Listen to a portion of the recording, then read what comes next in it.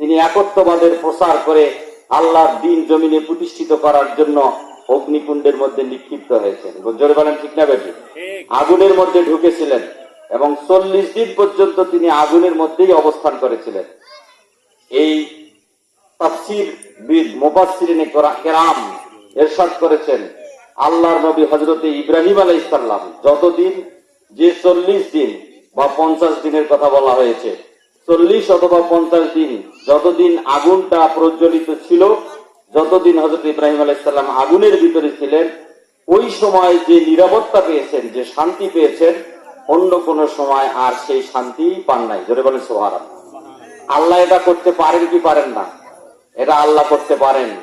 বর্ণনায় এসেছে, সম্মানিত ভাইরা, বিশ্বকবি আল্লামা ইকবাল রহমাতুল্লাহ আলাইহি তিনি ইরশাদ করেছেন, আল্লামা ইকবাল বলেছেন, আজ ভি হো যুব ইব্রাহিম কা ইমা পয়দা, আকার শক্তি হ্যায় এক আন্দাজ গুলিস্তা পয়দা।